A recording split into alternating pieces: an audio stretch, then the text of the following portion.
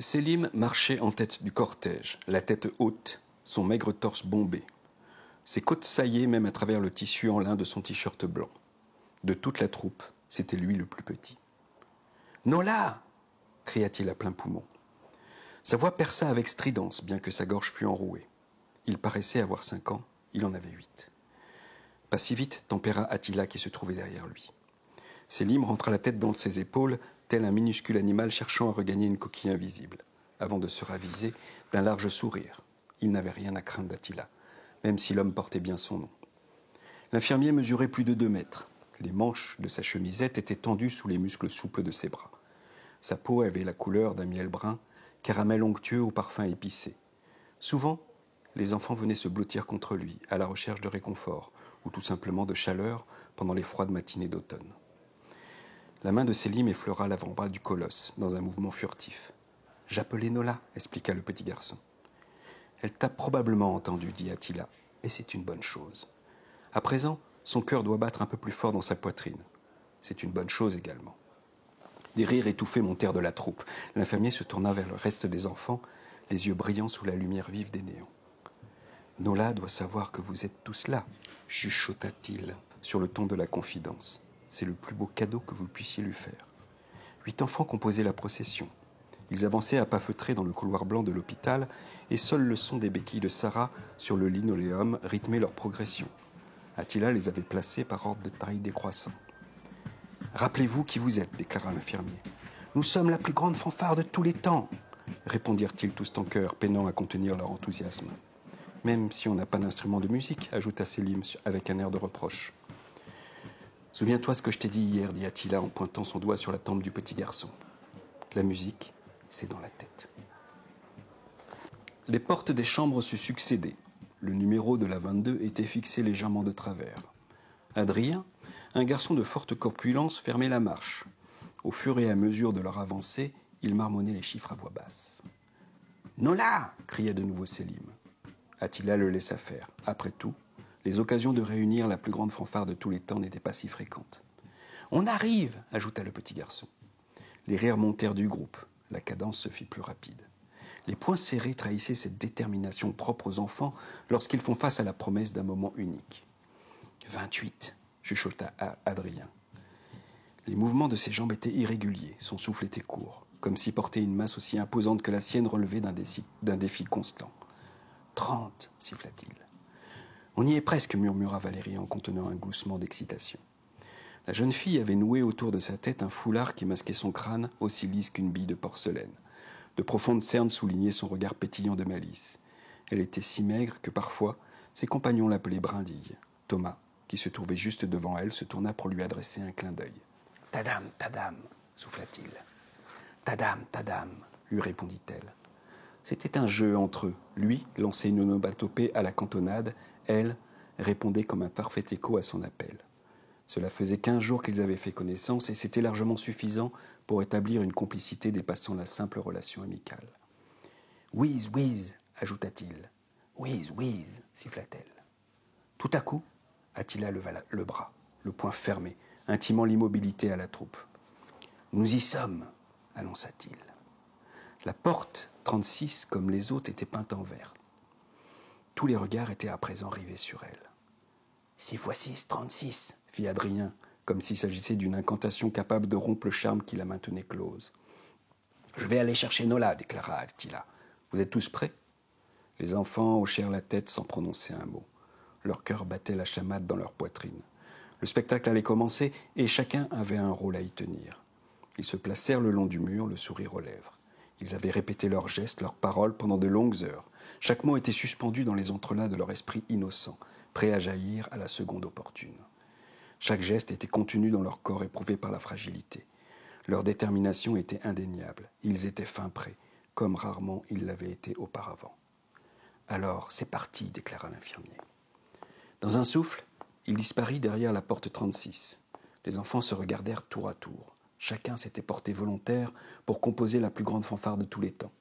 Sélim, Adrien, Valérie Labrindille, Sarah et Thomas, mais aussi Benoît, Pascal et Nathalie. Les 8 locataires du pavillon des enfants malades de l'hôpital Broussais. « Vous croyez qu'on va devoir attendre longtemps » demanda Sélim en fixant la porte. 36 secondes, à mon avis, souffla Adrien. Ce fut un peu plus long, mais lorsque la porte de la chambre se rouvrit, une rumeur monta du groupe et les enfants clamèrent dans un ébahissement synchrone « Nola !» Quelques heures auparavant, Attila s'était entretenu avec le directeur de l'hôpital. « J'apprécie beaucoup votre travail », avait décrété ce dernier sans autre forme de préambule. « Merci », avait marmonné l'infirmier en baissant les yeux. Une mouche avait bourdonné au-dessus de leur tête avant de se poser sur un tas de dossiers empilés à droite du bureau. Le directeur l'avait chassé d'un geste agacé. Son large visage s'était plissé l'espace d'une fraction de seconde avant de recouvrer sa bonhomie généreuse. Le directeur était un homme massif aux mouvements calculés et doux. Il arrivait pourtant en un regard à asseoir son autorité lorsque c'était nécessaire. « J'apprécie beaucoup votre travail », avait-il répété, même s'il s'éloigne des codes de déontologie de cet hôpital. « Ce sont des enfants », s'était justifié Attila. Le directeur avait approuvé d'un lent hochement de tête. La mouche s'était posée sur son front. L'insecte avait fait quelques pas. Le directeur était resté impassible. « Je serai cependant intraitable sur un point », avait-il déclaré. La mouche s'était frottée les pattes avant, comme si elle fomentait un mauvais coup. « L'hygiène », avait conclu le directeur. « L'endroit sera laissé aussi propre qu'au moment où nous interviendrons. Je m'assurerai que tout soit bien nettoyé. »« Alors c'est parfait », avait dit le directeur. Sa main avait soudain claqué sur son front. La mouche morte, à moitié écrasée, était tombée sur le bureau. Avec un calme olympien, l'homme avait ouvert un des tiroirs pour en sortir un bocal déjà bien rempli de cadavres d'insectes. « Saleté !» avait-il grommelé. « On n'est pourtant qu'au début de l'été, et elle grouille déjà de partout. » Il avait adressé un bref mouvement du menton à Attila, signe que l'entretien était terminé. Hôpital propre, enfant protégé, directeur content, s'était-il murmuré à lui-même. Il avait tiré un cigare de belle taille de la poche de son veston et l'avait glissé entre ses lèvres charnues. Attila s'était levé et avait quitté la pièce. La tête de Nola reposait sur un oreiller si gros qu'il donnait l'impression de pouvoir l'absorber à tout instant. Les roues de son lit grincèrent lorsqu'Attila le poussa jusque dans le couloir. 2 personnes se tenaient encore en retrait dans la chambre, les parents de la jeune fille. La mère serrait un sac contre sa poitrine. Le père avait passé un bras autour des épaules de sa femme. Leur silhouette semblait minuscule sur le mur blanc de la pièce. Les cheveux de Nola étaient disposés en éventail sur la taie. Sa mère les avait soigneusement brossés sans que la jeune fille n'émette la moindre protestation. Selim s'avança pour lancer une poignée de confettis sur le lit. « Pas tout de suite !» souffla Attila dans un sourire amusé. Le petit garçon baissa les yeux d'un air penaud. L'infirmier lui passa une main dans les cheveux avant de se tourner vers le lit. « Laissez-moi vous présenter la reine de la journée, commença-t-il. Nola se redressa légèrement sur le lit. La perfusion fixée sur son avant-bras émit un son de clochette contre le cadre métallique. « Guénola Cantrec, est-ce bien toi ?» demanda Attila sur un ton cérémonieux. La jeune fille acquiesça d'un geste de la tête.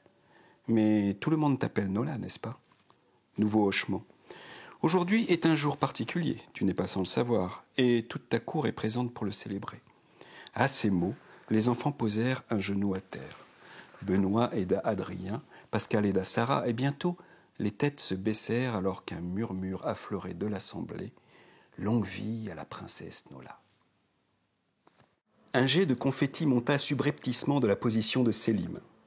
Attila sortit de sa poche une minuscule couronne qu'il déposa avec soin sur la tête de la jeune malade. Une teinte rosée nuança les pommettes de Nola, et le sourire qui illuminait son visage depuis sa sortie de la chambre se précisa. La voix de Brindille s'éleva soudain, cristalline et pure. Son chant les enveloppa tous d'une douceur délicate.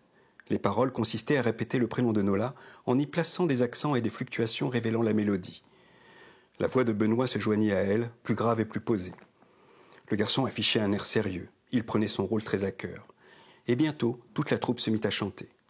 Parfois, une note légèrement discordante trahissait le manque d'expérience de la plus grande fanfare de tous les temps. Les enfants poursuivaient pourtant, comme si de rien n'était, portés par un enthousiasme inaltérable. À la fin du morceau, Nola battit des mains. Nouveau tintement de clochette. Cette fois, Selim ne fut pas le seul à projeter des confettis. Une pluie colorée enveloppa le lit alors que retentissaient des cris de joie. « Allons-y !» déclara Attila. Le colosse plaça ses 2 mains sur le cadre du lit et se mit à pousser. Les roues grincèrent de nouveau. La procession s'engagea dans le couloir. La porte de l'ascenseur se trouvait au bout, à une dizaine de mètres. C'était largement suffisant pour accomplir toute la cérémonie. Les enfants se postèrent de chaque côté du lit. Brindille posa sa main sur l'avant-bras de son ami. « C'est une belle journée », commença-t-elle d'un ton sentencieux. « Une belle journée pour grandir. » Un voile passa devant le regard de Nola. « Pour grandir dans ta tête, je veux dire, se reprit Brindille. Nola lui adressa un sourire. « C'est une belle journée aussi pour rire, intervint Thomas. Et pour danser, lança Pascal. Un nouveau jet de confetti ponctua ses paroles. Brindille se mit à fredonner. Très vite, sa voix gagna en assurance et une seconde mélodie monta dans l'espace froid du couloir de l'hôpital. Nola ne bougeait pas, les deux bras posés le long de son corps. Sa tête semblait s'être enfoncée davantage dans l'oreiller. Elle écoutait ses amis chanter. « C'est une belle journée pour faire une sieste sur la pelouse du jardin, déclara Adrien. « C'est une belle journée pour croquer dans une barre chocolatée, fit Sarah. Bibop, bibop, souffla Thomas. Bibop, bibop, répondit Brindille. C'est une belle journée tout court, cria Sélim. Ces mots furent accueillis par quelques rires. Attila posa un regard aimant sur chacun des enfants. Il murmura à la jeune malade « C'est une belle journée pour se faire opérer. » Nola était arrivée 3 jours auparavant, accompagnée par sa mère. Elle avait chaussé pour l'occasion ses petits escarpins bleus. Les semelles avaient crissé sur le gravillon de l'entrée de l'hôpital et sa main avait cherché celle de sa maman. Une femme au visage gris les avait accueillis derrière un guichet. Les mots claquaient dans sa bouche de façon déplaisante. Son regard fuyait et sa voix aux intonations nasillardes avait plongé Nola dans un état proche de la panique. « Viens, on s'en va, maman », aurait-elle voulu avoir la force de dire. Mais la phrase était restée coincée au fond de sa gorge. Alors que sa mère remplissait avec soin sa fiche d'admission, une infirmière était venue à leur rencontre. La femme était ronde et une profonde douceur émanait de chacun de ses gestes. « Tu es Guénola » avait-elle demandé. « Tout le monde l'appelle Nola » était intervenue la mère. « Enchantée, Nola » avait dit l'infirmière en tendant la main. Nola l'avait serrée, non sans une légère appréhension. Le contact l'avait immédiatement réconfortée. La paume était chaude.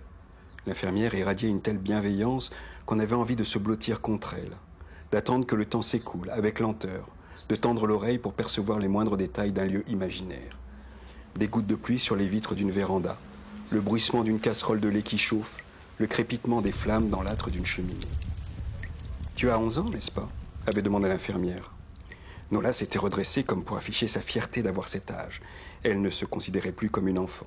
« Je vais te conduire jusqu'à ta chambre », avait annoncé la femme. La mère de Nola les avait suivis avec une amabilité silencieuse. La jeune fille s'était tournée une seule fois vers elle pour lui dire « Je peux porter ma valise, tu sais ?» La mère avait secoué la tête en souriant, signifiant qu'il n'en était pas question. « Je m'appelle Sophie », avait dit l'infirmière alors qu'elles attendaient l'ascenseur. « Et c'est moi qui vais m'occuper de toi. Si tu as des questions, c'est à moi qu'il faudra les poser. » Elle avait placé sa main sur la chevelure brune de Nola. « Je suis un peu ton ange gardien », avait-elle terminé. Nola s'était installée dans la chambre 36. Sophie lui avait présenté Brindille, sa colocataire. Cette dernière, assise sur le bord de son lit, lui avait adressé un bref salut de la main, souligné par un sourire en coin. Un seul regard avait suffi pour amorcer leur future complicité. « Il n'y a aucune raison que vous ne deveniez pas amis », avait soufflé Sophie. « Le temps peut passer lentement dans un hôpital, mais je suis persuadée que les sujets de conversation ne manqueront pas. » L'infirmière lui avait désigné son lit et, avant de prendre congé, avait déclaré « Je vous attends dans mon bureau, ta mère et toi. Dès que vous serez prête, vous viendrez me voir. Je t'expliquerai alors le programme des quelques jours à venir. » Le programme en question concernait essentiellement l'opération de Nola. Dans la quiétude de son bureau, uniquement troublée par le ronronnement d'un ventilateur de plafond, Sophie la lui avait expliqué dans les moindres détails. « Nous allons réparer ton cœur. Une de ces valves ne s'est pas suffisamment développée. Et pour cela, le chirurgien va devoir intervenir et poser une sonde pour faciliter la circulation. C'est une opération lourde, mais son taux de succès est élevé. » Elle avait pointé son doigt en direction de la poitrine de Nola. Ses sourcils s'étaient froncés alors qu'elle précisait. « Certains termes que je vais devoir employer vont sûrement te sembler un peu crus, mais c'est comme cela que nous procédons dans cet hôpital, dans tous les autres aussi d'ailleurs. Rien ne doit être caché aux patients. » Nola avait hoché la tête avec déférence, prête à entendre tout ce que l'infirmière avait à lui confier. « Nous allons devoir t'ouvrir, mais tu ne sentiras rien, tu seras endormi. Nous passerons par le côté. par le flanc plus précisément, car c'est ainsi que l'on procède pour les filles. Pour les garçons, on ne procède pas de la même façon. On ouvre devant. Mais les filles sont différentes des garçons. Tu le sais, n'est-ce pas? Elle avait ponctué sa question d'un clin d'œil discret avant de se pencher pour demander à voix basse. « Tu as un amoureux ?» Nola avait secoué la tête en rosissant. Sophie avait repris. « Tes côtes seront tirées vers l'arrière afin de permettre l'accès à ton cœur. » Une image s'était immédiatement formée dans l'esprit de la jeune fille. Un papillon avec une aile unique. L'insecte battait désespérément de son appendice sans parvenir à s'élever vers le ciel. Dans son affolement, il tournait en rond. « Ton cœur sera alors arrêté, » avait expliqué la femme avec douceur. « Et ta circulation sanguine sera détournée vers une machine. C'est ce qu'on appelle dans notre jargon une circulation extracorporelle. Le chirurgien pourra alors procéder à l'opération. » Nola avait eu toutes les peines du monde à se concentrer sur les explications suivantes. L'image du papillon estropié refusait de quitter ses pensées. Et lorsque l'infirmière avait conclu son exposé d'un « Tu vois, ce n'est pas si terrible que ça », un léger sursaut l'avait secoué. « Tu vas être confié au meilleur chirurgien de notre établissement », avait annoncé l'infirmière, comme s'il s'agissait d'une confidence. « Tu le rencontreras avant l'opération. C'est un homme d'une gentillesse admirable. » L'infirmière avait alors posé ses deux mains sur son bureau, signe indéniable qu'elle en avait terminé. Pourtant, avant que la jeune fille et sa mère ne se lèvent pour quitter la pièce, elle avait déclaré « Il y a une dernière chose dont je dois te parler. » Sa mine soucieuse n'augurait rien de bon. Souvent, lors d'opérations de cette envergure, chez les jeunes, il arrive que la croissance soit interrompue. « Je ne comprends pas, » avait dit Nola. C'était la première fois qu'elle s'adressait à un membre du personnel de l'hôpital depuis son admission. Le timbre de sa voix était voilé. « Cela signifie que tu risques de ne plus grandir, » expliqua l'infirmière. « Tu me trouves comment ?» Nola se tenait debout devant le miroir de sa chambre, parfaitement droite. Brindille était assise en tailleur sur son lit et regardait son amie. « Je te trouve bien, » avait-elle jugé après un temps d'hésitation. « Tu me trouves grande ?»« Oui, » avait affirmé Brindille. « Je te trouve normale en fait, mais je pense que tu es grande dans ta tête. »« Grande dans ma tête ? Bah oui, les gens, ils ont des tailles bien précises, mais selon moi, ce qui importe, c'est leur taille dans leur tête. Tu peux mesurer plus de 2 mètres et seulement quelques centimètres à peine dans ta tête. Et il y a d'autres personnes qui sont toutes petites, mais que jamais on ne pourra dépasser, tant elles sont grandes dans leur tête. » Elle avait fait claquer sa langue contre son palais avant de conclure « Et toi, je te trouve grande dans ta tête. » Nola avait bombé le torse, faisant saillir sa poitrine naissante. Elle n'avait pas tout compris des explications de sa nouvelle amie, mais l'expression lui plaisait bien. Car oui, effectivement, elle se sentait grande dans sa tête. Attila appuya sur le bouton d'appel de l'ascenseur. Aussitôt, la lourde machinerie se mit en branle. Un sifflement feutré s'éleva, se transformant peu à peu en un souffle ample et régulier. Les enfants s'étaient regroupés en silence autour du lit de Nola. Attila considéra la scène avec amusement. Un amas de confettis constellait le drap blanc. Ce ne serait pas grand-chose à nettoyer. Quant au couloir, un coup de balai serait suffisant pour tout remettre en ordre. « Le carrosse de madame est avancé », déclara-t-il lorsque les portes de l'ascenseur s'ouvrirent. Nola effectua une révérence d'un mouvement de tête. Les enfants se pressèrent autour d'elle. L'heure des au revoir avait sonné. « On se retrouve très vite », articula-t-elle avec douceur. Attila poussa le lit dans la cabine. Les portes se refermèrent sur les visages radieux des enfants. La parade était terminée. Il était temps de regagner les chambres. L'ascenseur filait vers le sous-sol, là où se situait le bloc opératoire. Attila sifflait entre ses dents un air que Nola connaissait, « The Girl from Ipanema ». La cabine eut un sursaut avant de se stabiliser à destination. « On y est », annonça l'infirmier. En sortant, il n'interrompit pas son sifflotement. Les enfants n'étaient plus là. Une persistance musicale demeurait pourtant. Dans le bloc opératoire, le personnel était déjà en pleine effervescence. Un homme, sensiblement plus grand que les autres, adressa à Nola un salut de sa main gantée. La jeune fille reconnut le docteur Carpentras, le chirurgien qui allait l'opérer. Elle avait fait sa connaissance la veille. Comme l'avait affirmé Sophie, l'homme avait des manières douces qui inspiraient confiance. Elle lui fit un sourire, il le lui rendit. Une infirmière buta contre une table où étaient alignés les instruments chirurgicaux. Le tintement métallique arracha un sursaut à la jeune fille. La femme s'excusa d'un plissement de la bouche avant de reprendre son activité. Le regard de Nola courait dans toute la pièce, cherchant dans ce décor glacé des détails capables de capter son attention. L'euphorie communiquée par ses amis commençait à s'atténuer. La panique la gagnait lentement. Des mains la soulevèrent avec délicatesse pour la longer sur la table d'opération. Attila se pencha vers elle. « Sois sage, ne fais pas de bêtises. » Une femme forte prit sa place, souriante elle aussi. Elle fit glisser sur son doigt un confetti dissimulé dans le col de la chemise de la malade. « Je vois que tu n'as pas oublié de faire la fête, » murmura-t-elle. Elle déposa avec soin le confetti sur la table. « Je suis l'anesthésiste, » se présenta-t-elle. Elle avait une seringue à la main. « Attention, ça va piquer, » prévint-elle. Nola sentit une brève douleur sur son avant-bras. « Je m'appelle Gwen, » dit la femme. « Moi aussi je suis bretonne. » Une bretonne perdue à Paris, pensa Nola, tout à coup saisie de tristesse. Comme elle devait être malheureuse loin de son pays, loin de la mer. Le bruit des vagues s'éleva dans son crâne, comme la promesse d'un souvenir qui ne s'éteindrait jamais. « Ça va aller vite, » murmura Gwen. « La mer monte ?» chuchota Nola. L'engourdissement la gagnait. Elle chercha à redresser la tête, mais Gwen lui posa une main sur le front. « Ils sont là ?» souffla Nola. La plus grande fanfare de tous les temps se tenait dans l'ombre de la salle d'opération. Leurs lèvres bougeaient dans une synchronisation parfaite. Nola tendit l'oreille afin de saisir leur chant. « Tout va bien se passer » murmura Gwen. La mélodie était douce. Les enfants s'appliquaient sur chaque note. La tête de Nola se reposa lourdement sur l'oreiller. Une délicieuse torpeur se répandait dans tous ses membres.